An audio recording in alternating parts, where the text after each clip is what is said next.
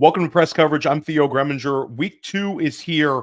At Press Coverage, we want to try to find you the edges you need to win in fantasy football, and I want to try to get the sharpest guests that I can.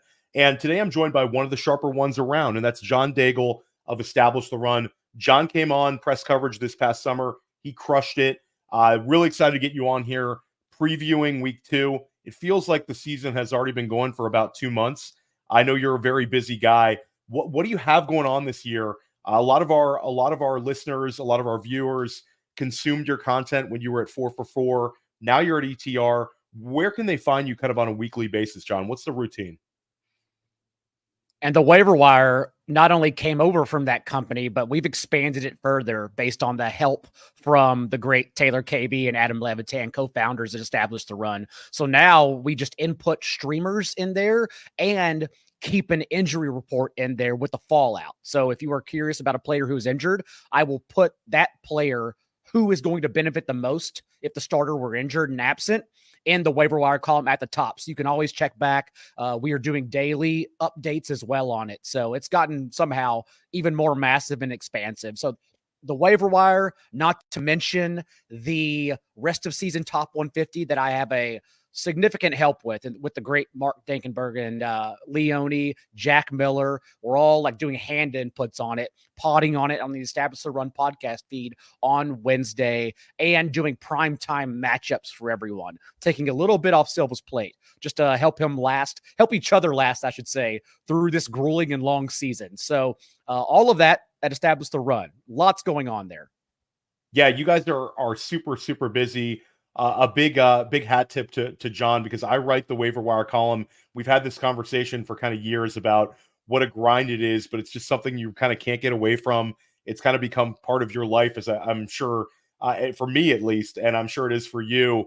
It sort of changes a lot of the way you consume football, where a lot of other content creators, a lot of fantasy football managers, they have like a little more time to kind of absorb what happened on a Sunday, where you're actually like starting to write immediately on a Sunday evening to make sure it's all included. Has it sort of changed your process and made you like somebody who can evaluate things more quickly over the years? Weeks 1 and 2, I've noticed, are always the hardest because we finally have data. So week 2 gets a little bit easier. Week 1 content, we're always just making it up. We're taking our off-season opinions and what happened last year and carrying it over into this season and seeing what happens. But there are just so many minute adjustments to make across every single personnel and team that week 1 is always the hardest to input everything. And then you get into week 2 and some questions are answered, but you still have a lot more questions because we don't know if, for instance, the Lions' run defense is amazing in holding the Rams to a league low 3.2 yards per carry, or if it's because the Rams' offensive line fell apart like dominoes in week 1, so much so that I believe they're only going to have one offensive lineman starting out of 5 in week 2 against the Cardinals. So we just have lots of questions we still have to answer, and we'll know more obviously after this week. And I think that's the biggest difference here, is that despite, checking all the usage, looking at healthy players, who's not healthy, scratching that off the board, making long-term adjustments, weeks 1 and 2 are just really about still figuring this thing out. Yeah, a lot of people say that week 1 is sort of like a continuation of the preseason. A lot of players get held out. It's sort of like the team's learning about themselves. But at the end of the day, it's the first time that NFL teams have had to sort of tell us the truth in quite some time. So let's start out with it. Who was sort of your biggest disappointment, whether it was collectively from a team, whether it was a unit, or whether it was a player this past week, John? Both the Falcons and Commanders offenses I was underwhelmed by.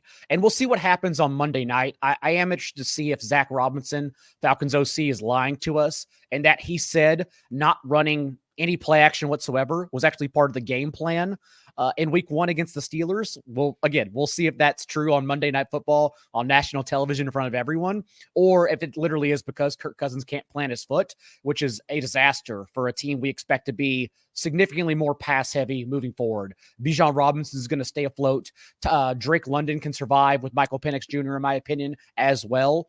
But we're going to see about the rest of them, honestly. And so I thought that was underwhelming. And then also for the Commanders offense, I don't know what else I expected. So maybe I should have just assumed that a Cliff Kingsbury offense was going to be the same thing we've always seen from Kingsbury going back to Texas Tech. But again, so poor for Jaden Daniels to get there via 16 carries alone, a garbage time rushing touchdown to tack his second on the board. Luke McCaffrey, I understand, was hammered with targets, but a 2-yard depth of target as well. That's not going to ever get you there. Not to mention that Terry McLaurin is the only receiver going deep, and that's not good because Kingsbury does not allow his quarterback to throw deep. Jaden Daniels finished 26th among all quarterbacks in air yards per attempt. So not anything really promising coming out of Washington in week 1 either. Yeah, very, very disappointing stuff. Atlanta was very surprising, and that was an offense that sort of, I think, collectively, the offseason we really kind of steamed up. But the Cousins X factor is there. He looks completely immobile. It looks like we could see Michael Penix, like, if the wheels fall off, they go 0-2 this week. At what point do they at least see what they have with Penix, a player they seem to really, really like? That's another big storyline to monitor. Philly's going to be a very difficult one for Atlanta to win this week. How about a positive surprise? Was there a player whose usage just kind of blew up for you, or maybe a unit where you said, I really like what they were doing? Right now, I was not taking George Pickens anywhere this offseason just because of the players he was going around in the 4th or 5th round. I thought I wanted Josh Allen, Jalen Hurts, list your elite tight end instead. And not that I was wrong so far, but Pickens looked awesome. He was the exact dog that we saw last year to accrue a 30% target share with a 15.5-yard depth of target. That's the kind of volume we want. You want to give your receivers as many deep shots. That's where your ceiling is as possible. And to just lead that team in target share with no other competition, that's incredible for George Pickens and from Justin Fields. So far, I'm pretty shocked about George Pickens. And right now I'm very wrong on that call. Yeah, George Pickens, it feels like he's got a really, really huge game coming. It could be this week. Spoiler alert, John and I are going to give some bold predictions about what we're anticipating happening in week 2. We're going to take a break shortly, but I wanted to talk to you a little bit about an offensive scheme or an offense that maybe you're a little bit more excited about after seeing them for 1 week. You brought up kind of the disappointment with Atlanta with Zach Robinson. We'll give him the mulligan, but Cliff Kingsbury, it's uninspired football as we've seen from him before. But is there an offense or an offensive coordinator where you're like, okay, this guy gets it this year?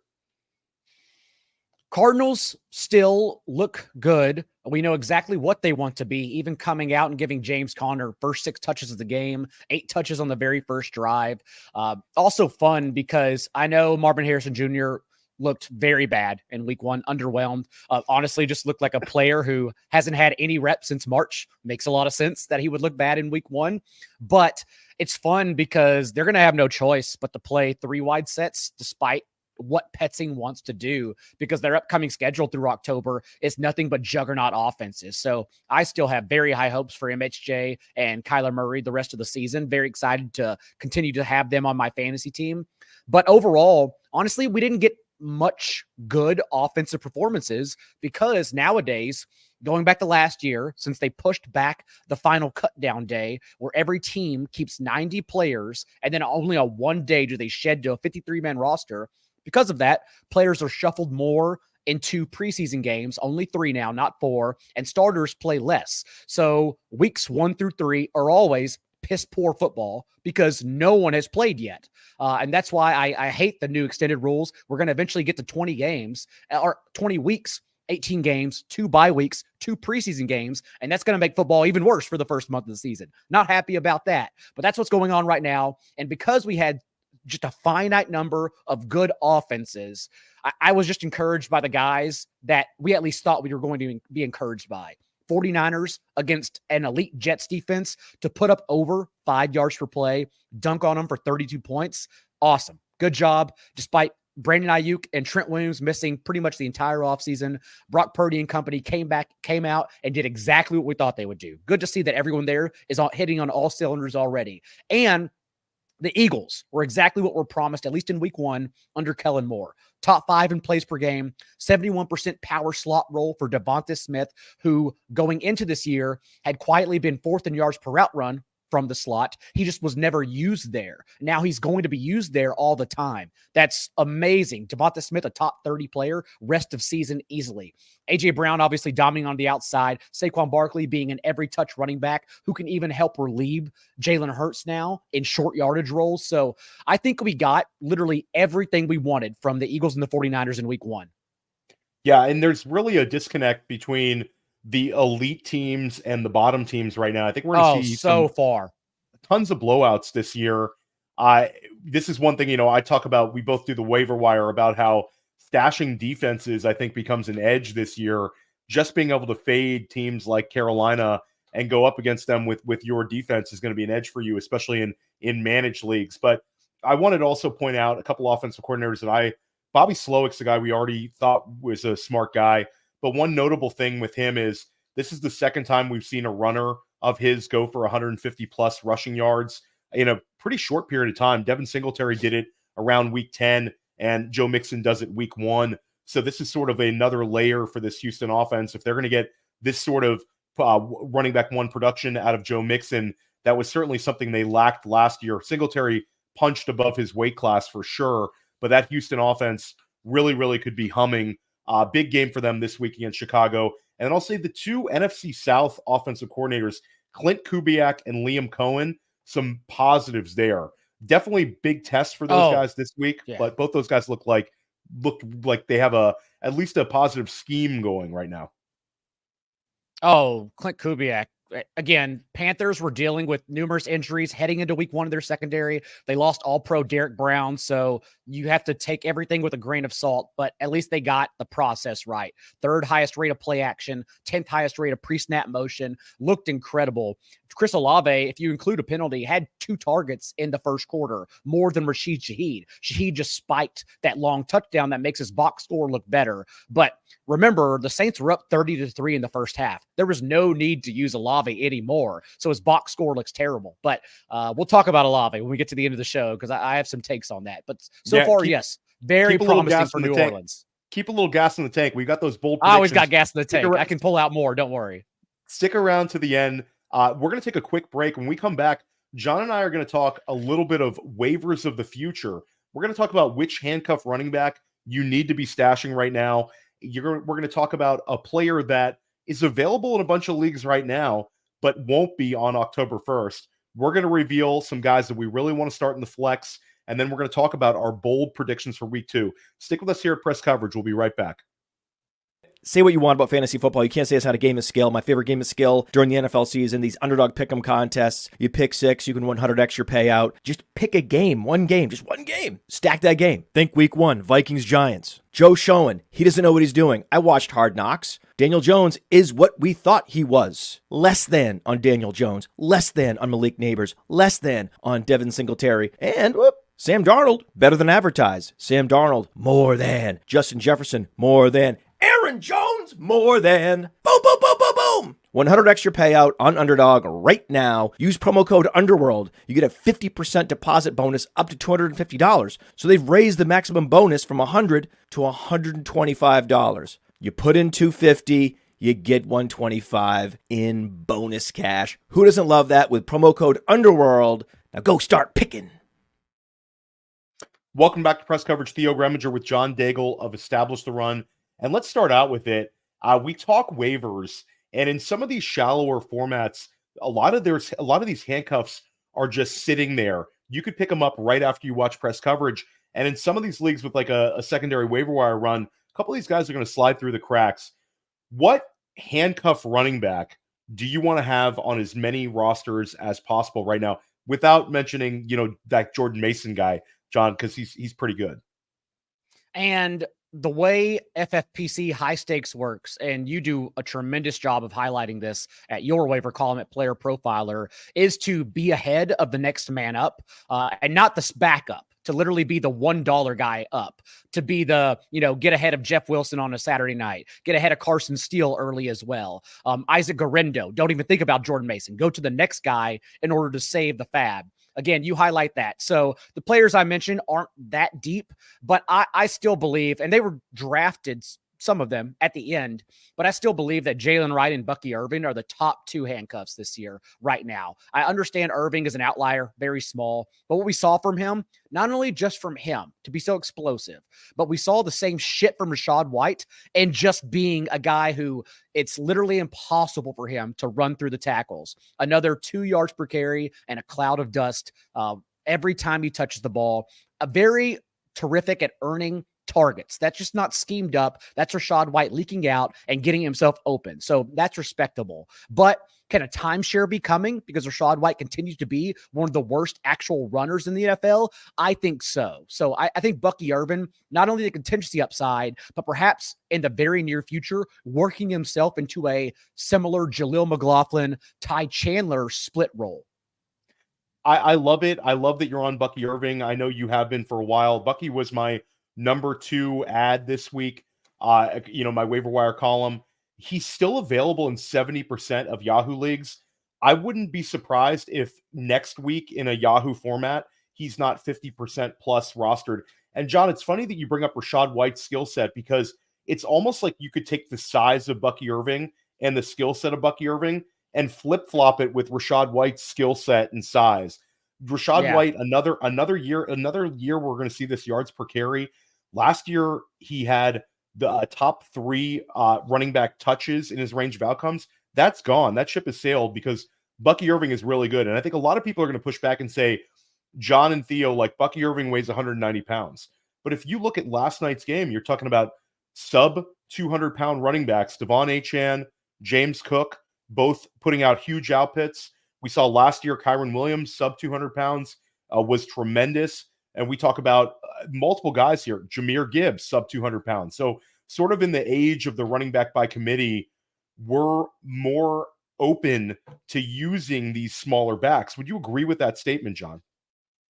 Yes. And we're more open to I think you pretty much summed it up. We're more open to committees and players being used a la their strengths rather than just taking a back seat because someone ahead of them is getting all the touches. That's not how it works anymore. So although it worked that way under Dave Canales last year and in week 1 was still, a little too early to implement Bucky full-time, even until the fourth quarter, whenever the Bucks built that 37-14 lead or 30-14 lead, Rachaad White had out-touched Bucky 16-7. And then from that point forward, Bucky had 5 touches to Rachaad 4. So a little bit of garbage time helping out Bucky there. But still, 7 touches, looked great on those 7 touches as well. Could earn him more time in the future. Yeah, no, agree with you on that. And just as a general look, let's talk about like a waiver of the future. What player is widely available right now that you could see being completely rostered in every single league by October 1st? And I know this is one where somebody's going to say, yo, Theo, somebody's going to get hurt, and that's going to be the player. But is there somebody you could see just a pathway for that it might be available, whether it's a home league or if you want to go deeper into the weeds, an FFPC, NFFC type league, John? Take it any way you want. Difficult question. I'll take a situation and say that we were all on waivers this week betting on a Rams wide receiver. And so for home leagues, I think the obvious answer is still Demarcus Robinson, who has been used like Sean McVay used Odell Beckham during the Super Bowl run whenever Robert Woods went down. Odell Beckham was used primarily in the red zone, and that's been the case with Demarcus Robinson. From week 12 on last year, when Demarcus Robinson overthrew Tutu Atwell in 3 wide sets, he's led the Rams in end zone targets. That includes Cooper Kupp and Puka Nacua. It includes week 1. That's how they use Robinson as a touchdown guy, which is great. So I love Demarcus Robinson. Tyler Johnson, I'm still a little bit skeptical of. I know he looked good when he came off the bench, mirrored Robinson in targets with 7 each, but still to be a guy who for his career, 5 seasons in the league, has never gone over 375 receiving yards. A little bit worried still. We'll see how they implement him.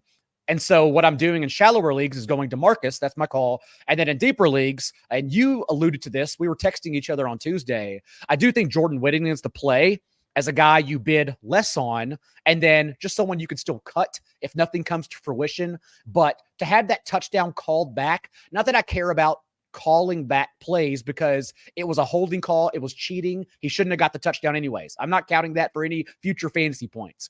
but that play at least showed us they want to get him carries. I'll take the intent every time. Not to mention that, again, in talking about Tyler Johnson's profile, is that a player that holds up over Jordan Whittington, who only went later on in the draft because he dealt with so many injuries dating back from high school throughout his collegiate career at Texas, but still in the preseason led every receiver in being targeted on 35.7% of his routes. So he showed he can earn targets when given the opportunity. So for deeper leagues, I'll go Whittington. Yeah, Whittington is sort of the if I love that you brought up DeMarcus Robinson. He's in my sleepers article that just dropped at Player Profiler. It was weeks 13 through 17 last year. I think about that range, about 5 straight weeks where he had either 6 catches or a touchdown catch or both for 5 straight weeks. So he's got the familiarity in the offense. You brought up the end zone targets. He's a guy that Matt Stafford trusts. But I do think Whittington is very interesting. And we talked about a little bit like in the pre-show, Hollywood Brown goes to the IR. This was an injury that we thought we kind of figured out. We thought Hollywood Brown would be back like week 3. Now he's going to be gone for longer. Puka Nacua, it seems like there's some mystery and a little bit of misrepresentation, not straight up lying, but we're not hearing the whole story when it comes to this knee.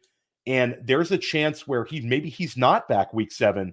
And I think the team, if they're underwhelmed by Robinson or Johnson, and throw Colby Parkinson in there, and they need a player that they can get a significant target share for, maybe a little more juice for the offense, then Whittington, I think, could be the guy. You just have to be patient. If you pick up Whittington, you really want to see it, give it a week or two, and understand you might get a cold 0 this week. But there's also a chance that in 2 weeks you want to put him in the flex spot. So big kind of range of outcomes guy. We referenced Whittington's incredible preseason, and one guy I want to pick your brain on off the show sheet, but I think one where people really want to get a handle on the situation. Isaiah Likely, who was a player that we first saw dominate in the preseason during his rookie year, led all tight ends in production, was incredible, then had opportunities as a rookie in a short contingent fill-in play for Mark Andrews' time, was very solid. And then in last year as a year 2 player, he had 3 out of 4 weeks with like 18 PPR points. Now we get to Thursday night's opener. We had rumblings they're going to be in 12 personnel, more than they were in the previous season. They're 52% 12 personnel. Isaiah Likely looks just incredible. We haven't seen a team have 2 tight end ones in the same offense for quite some time. You have to really go back to like the Rob Gronkowski, Aaron Hernandez days to kind of find one where we're really comfortable starting 2 tight ends in the same team. But this sort of feels different to me because I'm looking at Likely as sort of a de facto wide receiver 2 in Baltimore. And then we got the Mark Andrews with the tightrope surgery. Where are you at on Likely? Do you think this was a tremendous game, but we've got to kind of temper expectations? Or is this a player that you're viewing as a potential like top 8 tight end this year? It's one of those situations where I even hate talking about it because you have to step back and just logically say it makes sense without a true second wide receiver that they are going to continue this usage of 12 personnel. Will it be a league high, as you said, 52% rate? I don't think so. That's incredibly high. Maybe it will be, but even if it at least rivals league high usage by the end of the year, likely we're expecting to be on the field. And unlike a lot of players, we know it only comes down to if Likely's on the field, not like whether he's on the field. If he's on the field, he will earn targets because he's Isaiah Likely. He's showed that already. We have evidence of that. And so just the fact that someone in the volatile fringe tight end 7 through 14 range is going to be on the field and can break fantasy football, that makes me higher on him. So I still believe that Andrews, Likely, both top 12 tight ends rest of season. We haven't seen that before. So I know it's like hard to actually project for that. But I am just saying Isaiah Likely is what the Ravens want Rashad Bateman to be and earning targets and like actually producing through the air. So I still think Likely is someone we should start every week and just take the ebbs and flows that come with having a low-end tight end 1 like every other tight end we play. Let's give like a kind of I always look at sort of the Mendoza line for tight ends. Yep. We're like kind of excited to start. Dallas Goedert rest of season or Isaiah Likely? Who would you rather roster? So that's the exact Mendoza line I've been using as well. And what I tell people with Goedert is that I put in a bid for likely something reasonable, like 15 to 21 bucks out of $100 budget. Maybe even just 16. Let's do it. And by the way, I always do like odd numbers rather than the arbitrary hard stamps. Like 15 seems logical for the brain to get there, but 16, you go $1 over the other logical answer. So 16 bucks on Isaiah Likely with Dallas Goedert. I think that's fine, but you're most likely going to lose him, and that's okay. The easier option, if you have David Njoku and Jake Ferguson, is to like skip Likely and just go to Colby Parkinson, who's going to garner significantly less fab and had amazing usage as the only tight end available for Los Angeles as well. And so that's how I'm treating those players. Is Goedert is basically the line. You nailed it the first try. Yeah, I like that one. And just a quick little fab, like, because we had Darren Armani, Fantasy Mojo, here on press coverage. We've had him on First Class Fantasy, and we have years of data with this one. Just as a general rule for fab, don't use double numbers. Don't do your 22, your 33, your 55. Don't double it up, because a lot of people will do that. Don't go ones as the final number. Don't go zero as the final number. Don't go 5 as the final number. So John sort of nailed it. You want to be in like the 7s, the 8s, the 9s. It's always funny, but there is some like game theory with what fab number used. That's a whole nother show though, John. Really, really fun one. Yeah. Let's talk about players you want to put in the flex this week, because we talked about Isaiah Likely. We've talked about a number of these players, and this is always the week where you have guys who disappointed in week 1. Then you guys had guys that potentially had their best game of the season in week 1, and we don't want to necessarily overrate. So flex decisions become a little bit more difficult this week for some fantasy managers. And it's sort of a general rule of thumb, John, where when you look at your fantasy rosters, you either have like 6 guys who you want to start, or you are like really struggling to find that one flex. But we want to try to help out as many people as possible here. Why don't we start out with you? We each circled 3 players we want to get in our lineups this week. And you've got kind of a disgusting name as the first one, but one that I actually bid on in a few places. And I think I'm with you. I think I'm going to use him in a couple of places, but it's absolutely disgusting. So if you want to hit like 30-second fast forward, 60-second fast forward to avoid this one, go ahead. But John, go ahead. Take it away. And everyone plays their decisions differently. I am a ceiling only guy.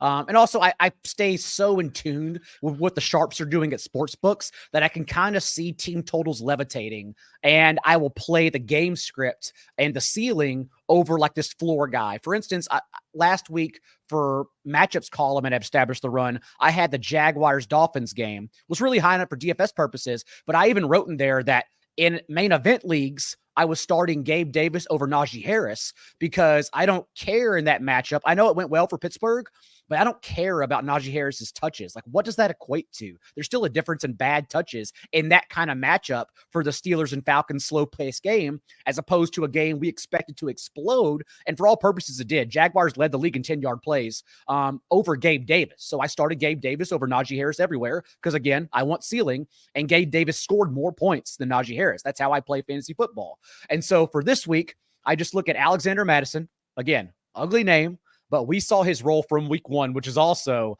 disastrous for Zamir White. So much so that probably in your typical home leagues, you're trying to pawn off Zamir White for a high upside backup running back who can help you win your league the rest of the way, because Zamir White got game scripted off from the very beginning in week 1. Alexander Mattison, 18.7% target share and 24 routes to Zamir's 10. Not only that, but when the Raiders trailed by 7 points against the Chargers this past week, Alexander Mattison actually outsnapped Zamir White 14-0. Zamir couldn't even get on the field. And now we have the Raiders traveling across country as 9.5-point road dogs against a Ravens team on 10 days rest. It's going to be a disaster. And because of that, in my opinion, we're looking at Mattison playing 60-70% of the snaps. So I think Madison's an amazing flex option this week.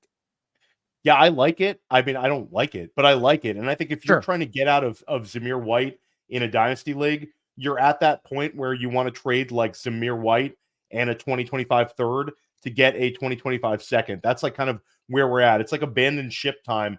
I think Alexander Mattison is the more valuable back there. It's like you said, the game flow is dictating that it's not going to be a Zamir White. It's going to be an Alexander Mattison game. For me, I will go a little bit more blue-blooded, but not everybody's here. I'm seeing him as sort of a very much a wide receiver 3, and so for some people a low-end wide receiver 3 this week. But Tank Dell is going to have some spike games coming up, and I actually think that this Chicago Bears defense is underrated. You've seen this Chicago Bears defense put up insane numbers, but like when you look at the defensive rankings for this week, they're one of these rankings where it's like very strong defense fantasy-wise, but let's adjust them because of the difficult road matchup. I actually think that they are going to give Houston some problems and make that offense adjust. Stephon Diggs had the 2 touchdown catches. There's a lot of very happy Stephon Diggs managers right now, but his ADOT was so low. His air yard share was so low. And on the flip side, Tank Dell's air yard share was almost equal to Nico Collins. Nico Collins had the really big week last week.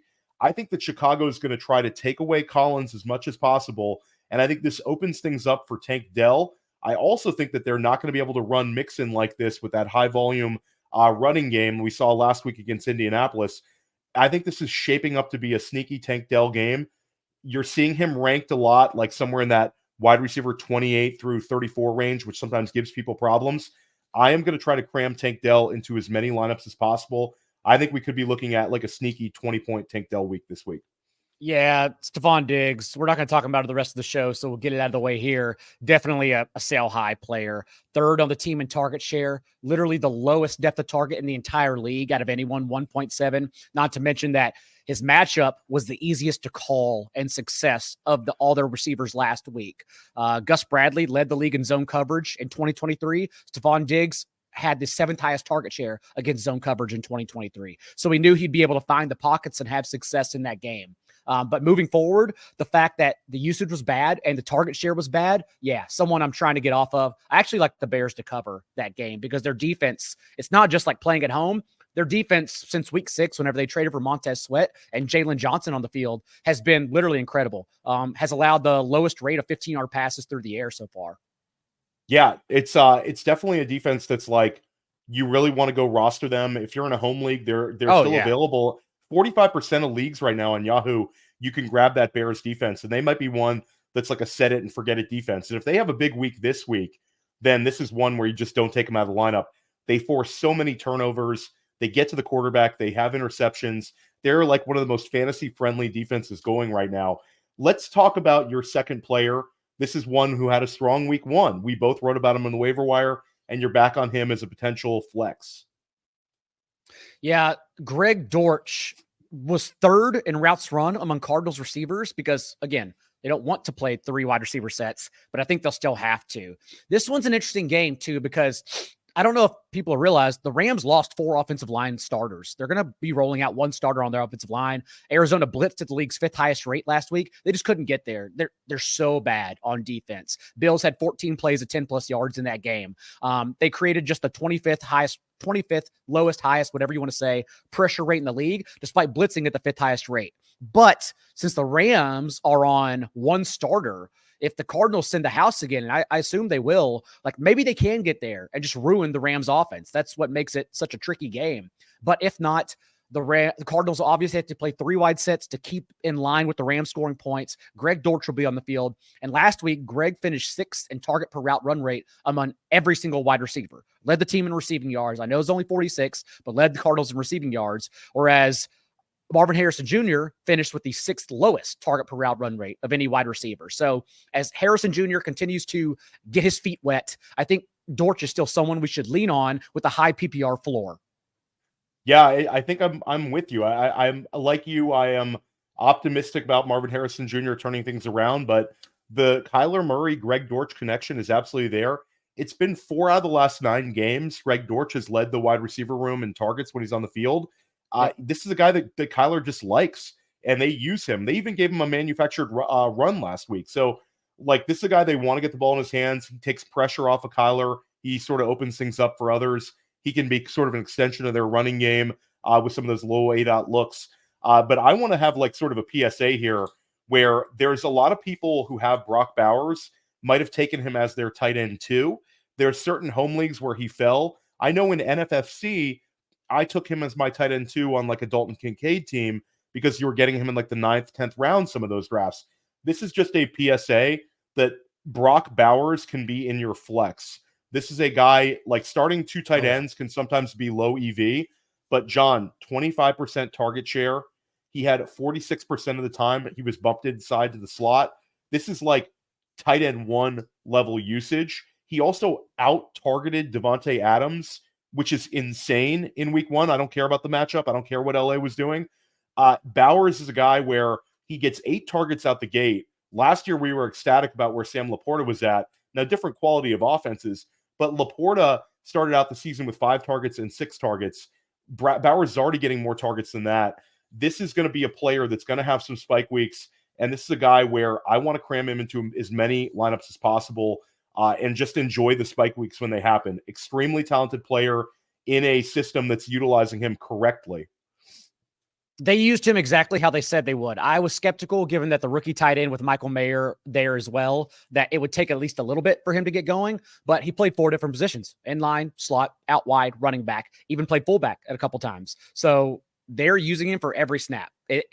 He's definitely one of the biggest winners of week one by far. Very talented. Again, we assume, shouldn't say no, there are ranges of outcomes here, but we think it's safe that the Raiders are going to get run all over and be a negative game script. So the Bowers floor is significantly higher in this matchup too.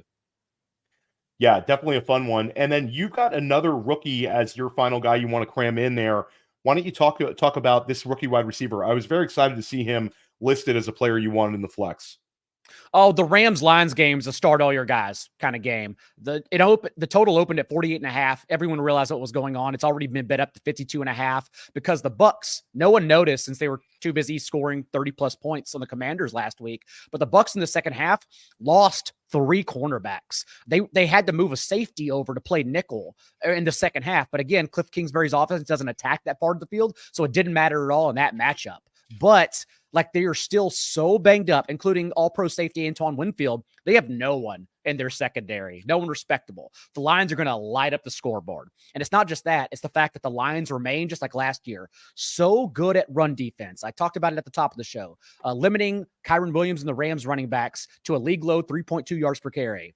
They're just so good that the Bucs have to pass the ball in order to match the Lions point for point and stay in this game. And that will put Jalen McMillan on the field. It was only 3 targets in week one, only 1 catch, but it was still a 32-yard touchdown from the slot in between Mike Evans and Chris Godwin, who in their own rights are earning targets, but McMillan showed he can produce around these guys. And so in a game where we expect maybe even like 60 points to fly off the board, I just want all my guys. So I'm treating Jalen McMillan as like a wide receiver 3 or 4, not like and just like hoping the touchdowns and the production comes, because I just want everyone in this game. Yeah, and Jalen McMillan was on the field 80% of the time. This is a guy where, like, Trey Palmer. Yeah, and it's correct me if I'm wrong, but I believe Jalen McMillan was number 3 among all of these terrific rookie wide receivers in snap share. I believe he was like number 3. If not, he was number 4, right behind guys like Marvin Harrison Jr., Malik Neighbors, Roman Dunze was out there. So you're talking about the guys that were drafted in like the first round, the early first round, are right there with Jalen McMillan. And he's been a guy that has just been destroying in all preseason, all OTAs. This is a player that I think that if they were redrafting, NFL teams would probably push him into the second round instead of letting him slide to the third. What another strong draft class for the Tampa Bay Buccaneers to get Bucky Irving and Jalen McMillan, 2 players who are already contributing for them right away. Really, really, really well drafted. And for me, I'm going to go with Brandon Cooks. This is another guy, John, that we texted about early in the week. Like, this was like a guy who was available in a lot of home leagues. There was certainly a lot of Jalen Tolbert enthusiasm this offseason. Yeah. I was one of them. Jalen Tolbert, I said, year 3, Jalen Tolbert. Brandon Cooks is old. This guy is going to have a breakout season. We had the whole narrative that, like, Dak Prescott loves him. And it just sort of fell flat in week 1. Brandon Cooks gets 23% target share, has four catches, gets a touchdown, gives you 14.5 PPR points, and then Jake Ferguson lost. So the guy that we projected to be the number 2 target in Dallas is gone. Brandon Cooks slides right into that role. This offense is playing well. The number 1 running back right now, Zeke Elliott, never going to be a guy that's going to have like a 25 carry game. So they're going to have to use Brandon Cooks. I think they're going to use Brandon Cooks a little bit more than some people might anticipate. I think right now Brandon Cooks is a weekly wide receiver 3 and a guy that you can comfortably put in your flex. I know I have a FFPC main event team that's a Dak Prescott team that I'm sharing with Abibag Batoba and Scott Barrett, and those guys wanted Brandon Cooks. We drafted him, and I was like, not excited about that draft pick, John. I'm not going to lie. But now this week, I'm like, start him. Let's start him. Let's start him. I think he's going to have a nice little stretch. A career high with Dallas target share, 22.5% from week 1. And now we have this stretch since Dallas's bye, 13 games. Brandon Cook has averaged 12.8 PPR points per game in that stretch. So someone who's absolutely a weekly flex option, maybe even regardless of whether Jake Ferguson, when and if he returns. Yeah, no, I love it. And now it's time to have a little bit of fun here. We've given you like the concise reasons you should be starting these guys as flexes. Now let's just drop some bold predictions. We're going to get our crystal balls out here, John, and we are going to drop each. I think we've each got about. I have four bold predictions. Are you at 4, or should I drop one? I got 3. So if you want to start off with 2, you go ahead, and then we'll match from there. Your last one is going to be all vibes. That last one's going to be the most fun one for John. Okay, so for me, it's Justin Fields last year had that insane game against the Denver Broncos. He had 335 passing yards. He had 4 touchdowns. Justin Fields went absolutely nuts last year against Denver. This year, I think it's going to be a little bit more difficult than people want to think on paper. Bo Nix was terrible last week, but at home, I think Denver is going to have a good game plan. I think Justin Fields and the Pittsburgh Steelers are going to have to earn it, but I do think that they're going to open things up a little bit more than that game in Atlanta. It's the second start for Justin Fields. John talked about the level of play George Pickens is playing at right now. We had 14 rushing attempts this past week for Justin Fields, a lot of positives. I think this week he takes the job and runs away with it. 3 touchdowns. I'm going to say 1 on the ground, 2 in the air, and Pittsburgh moves to 2-0 on the season. Justin Fields gives you a quarterback 1 performance, and Pittsburgh wins in Denver. That's a amazing call, especially because I can't wait to see that game play out, because Justin Fields I know you get on social media and the tape bros will tell you that like Justin Fields made a lot of bad calls throwing short of the sticks, and they're right.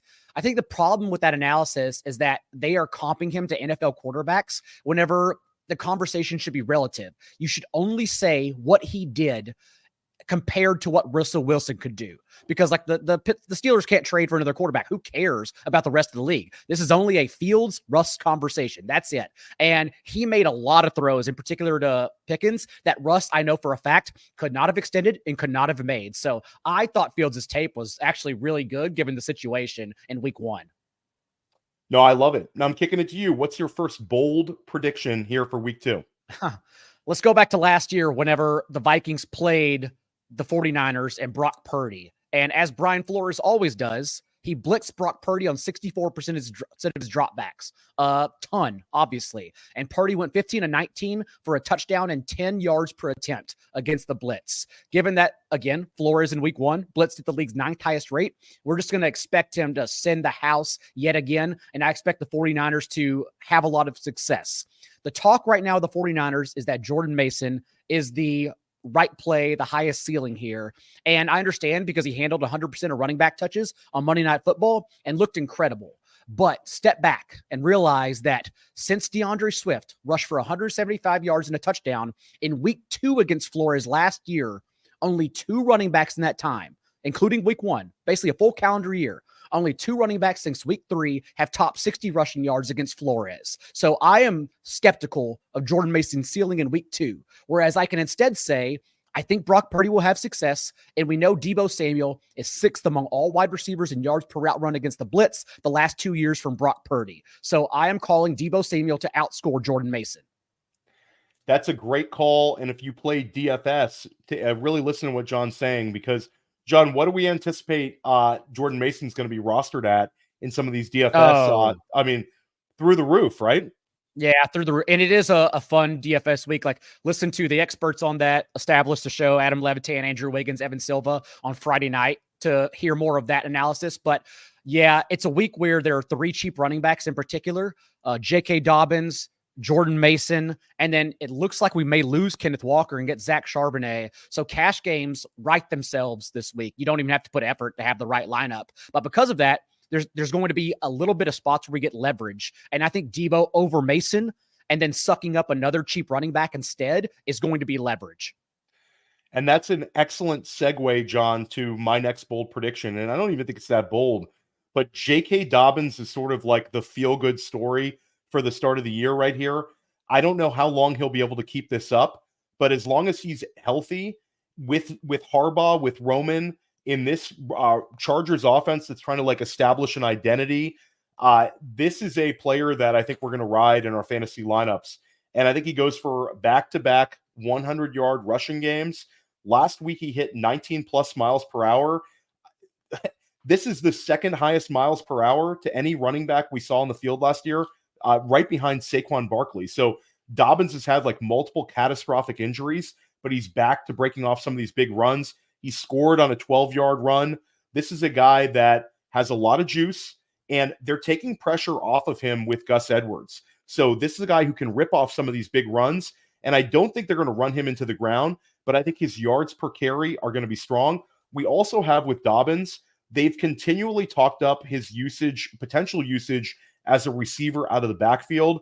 This might be a game where we see him break off a long one as a receiver as well. So if you're one of these managers who's like paint by numbers and you've got a player that you're like, I need to sell J.K. Dobbins, I would wait a few days and be patient, because I think you're going to have a much better asking price with 2 games of action than you would 1 game, or just ride him into the ground and enjoy him while he's healthy. Gus Edwards also looking bad with 2.3 yards per carry certainly helps J.K. Dobbins' outlook in this matchup, where I think we can suggest where the game script's going for the Chargers. Oh, yeah. So, and Dobbins quietly averaged 6 yards before contact per rush last week. This offensive line was just mowing them over, and that was a defense with Christian Wilkins, Max Crosby, players we respect. The Panthers have nothing in their front 7. So I expect the Chargers just to ride Dobbins here.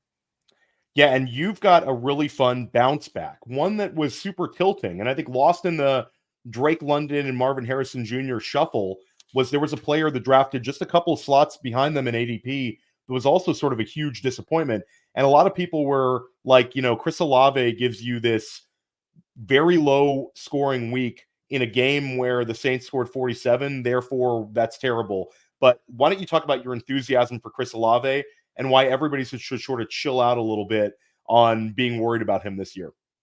Did I mention Olave getting 2 targets at the top of the show, or was that behind the scenes review? Okay, you good. Did. Okay. Yeah, it all runs together since we were chatting beforehand. Okay. So I'll skip that part. I already talked about Olave's promising usage, at least in the first quarter. But I will say then, I mentioned Jordan Whittington leading in target per route run, but Olave didn't play much in the preseason. That's the thing. He only played 10 snaps in this new offense. But if you look at the 289 players in the preseason with at least 10 snaps there, Olave was the one to lead all in being targeted on 46.7% of those 10 routes. I still believe he's the guy they're trying to hammer concertedly with targets, more slants, more involved plays only going to him. And in what we believe will be a competitive game, it's a litmus test for sure. Derek Carr wasn't under pressure last week. You have Mike Zimmer's chaos defense coming into town. It is absolutely a test for Clint Kubiak and everyone involved here. But I think there's enough intricacy in New Orleans' more modern offense this year where they can hang around and compete with the Cowboys. And if that's the case, Olave has to be a part of the game plan. So I like to buy Olave low in season long, and I like Olave to finish as a top 5, let's say top 6 for a front half wide receiver 1, a top 6 wide receiver in week 2. I love it. I actually had Garrett Price of Dynasty Nerds on my Dynasty show, Dynasty Life, and I listed Chris Olave as one of our trade targets we want to go after early on. I think it's positives. We talked about Clint Kubiak, how we have like enthusiasm for this offense, certainly capped by where Derek Carr can take them. But Chris Olave is the guy there. This is a guy that's continually given us production. I think we finally found reasonable expectations for Chris Olave. Last year, I think there was a little too much enthusiasm. This year, it's a little bit tempered, but I think this is a top 15 wide receiver this year, if not a back-end wide receiver 1. And it's also, this is a game where they're going to have a lot of pressure put on them to keep up. Like lost in the shuffle because of the big scoring output, Derek Carr only had to pass for 200 yards. I think they're going to have to open things up a little bit this week. It makes sense to go to your horse and really lean on Chris Olave. And for me, I'll go with another wide receiver that you mentioned earlier. And I was happy that you talked about Kellen Moore's offense looking how you wanted it to, because there was sort of rumblings all summer long about how Devonta Smith could see this power slot role. And I know you mentioned the 75% slot participation, and people are like, that's great. But at the end of the day, Saquon Barkley and A.J. Brown both had smash weeks, and I think it sort of took away a little bit of the attention that Devonta Smith should be getting right now. He gets you 15-plus PPR points, but that power slot in the Kellen Moore offense, the last two seasons, previous seasons, have been Keenan Allen, who last year was a top 8 PPR finisher, averaged 20-plus points per game, and the year before that was CeeDee Lamb, who was like a top 6 finisher at the wide receiver position. So you've had back-to-back top 8 wide receiver finishes from this position in the Kellen Moore offense. This is a consolidated target tree already, John, and now we're getting Devonta Smith, that slot usage we really wanted for him. I think this week he goes for 20-plus points, and I think he becomes a big talk heading into week 3 about should we rank Devonta Smith as a wide receiver 1 this week. I think he builds on week 1's performance. I completely agree.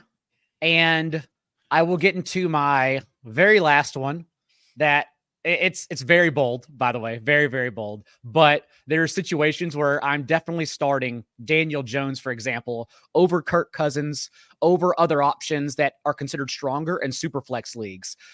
Bold call here is that Daniel Jones is going to finish as a top 12 quarterback. Go back to last year now, and in the Commanders' last 17 games, they have faced or allowed 15 out of 17 top 12 quarterbacks. Not only that, but Daniel Jones, the last 5 games he's finished, he's averaged 8 carries per game as well. In week 1, Jalen McMillan, Mike Evans, Chris Godwin all scored a touchdown from the slot. 3 touchdowns from the slot. That's from Malik Neighbors plays. Neighbors who ran a route on every single one of Daniel Jones' dropbacks in week 1 as well. And so I think it's going to be a big correlation week for both Daniel Jones and Malik Neighbors in week 2. I love it. I love it. I mean, it's sort of like a rubber meets the road. It's like the quarterback who's playing so badly against a defense who lets everybody score points. Baker Mayfield, 4 touchdown passes last week. One bonus. I'll go one more bonus prediction. Marvin Harrison Jr. and Trey McBride both find the end zone this week. Get right game. Everybody's going to breathe a huge sigh of relief with both of those guys. John, this was so much fun today. Let everybody know once again where they can find your work. When your podcasts are dropping, people want to consume your content. There's a lot going on, but there is everything at Establish the Run for Waiver Wire and Establish and rest of the season 150. You can even subscribe to the Establish the Run podcast where I'm on Tuesdays and Wednesdays, if not more than that, around there. Also, I do the Underdog Recap show with my friends Josh Norris and Hayden Weeks over there every Sunday evening, usually on your feed by Monday morning, overnight Sunday. If you just want a hour and a half show relaying what is most important to know for fantasy and what happened in those games since we watched them, and then carry that over with our fantasy takes every week. So those 2 locations, tune in. Yeah, no, and big shout out to the guys over at ATR. Adam Levitan, I'm sure will be back here at press coverage sometime during the season. Oh, yeah. I have Graham Barfield of Fantasy Points joining me in a couple of days here for next week. That should be a lot of fun. Stick with us here at press coverage. We're going to do everything we can to help you crush your leagues this season. Enjoy the games this weekend, and we'll see you next week.